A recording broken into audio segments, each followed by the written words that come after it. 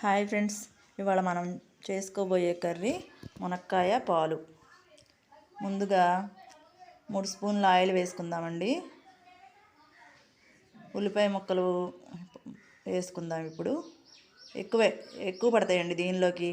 Gravy ఇంకా వేరే ఏమి ఉండదు కాబట్టి కలపటానికి గ్రేవీకి ఎక్కువే ఉల్లిపాయ ముక్కలు కోసుకోవాలి.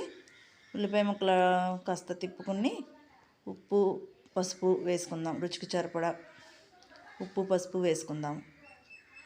వేసుకుని 2 నిమిషాలు కాస్త మళ్ళీ అటు ఇటు తిప్పుకున్నాక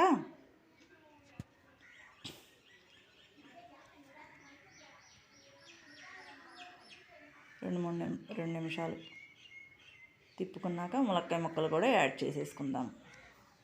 ఈ కూర ఫ్రెండ్స్ చాలా బాగుండిద్ది ఫ్రెండ్స్. పచ్చి పాలతో కాకుండా కాచిన పాలతో.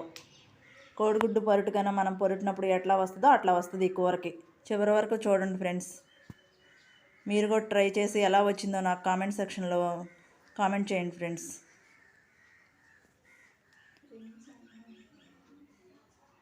ములక్కాయ ముక్కలు వేసుకుని అటు ఇటు తిప్పుకుని మూత పెట్టుకుని మగ్గించుకుందాం. ఈ లోపల పాలు కాచుకుందాం ఫ్రెండ్స్. పొంగొచ్చే వరకు పాలు కాచుకోవాలి.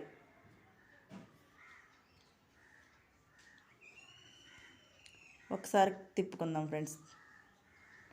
మూత పెట్టి మగ్గించుకుందాం. మగ్గింది ఫ్రెండ్స్, బ్రౌన్ కలర్లో మగ్గింది ఉల్లిపాయ ముక్క. ఇప్పుడు కొంచెం కారము,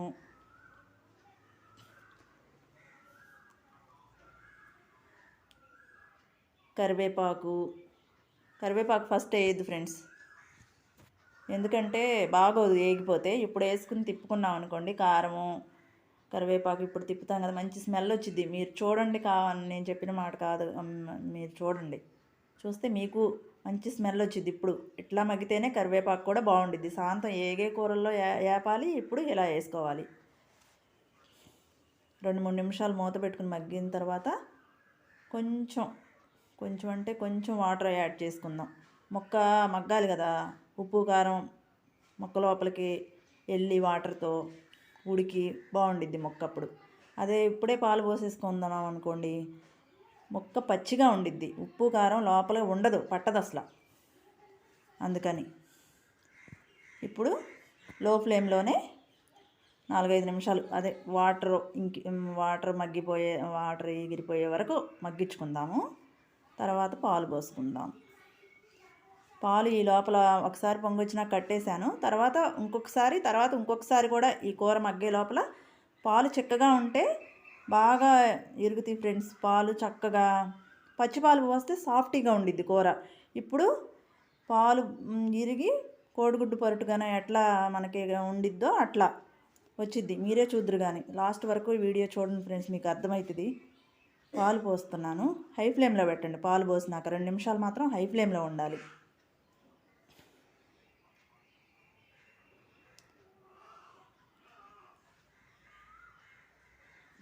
మూత పెట్టుకుని చూడండి. మూత పెట్టుకుని ఇప్పుడు లో ఫ్లేమ్లో పెట్టేసుకుందాం.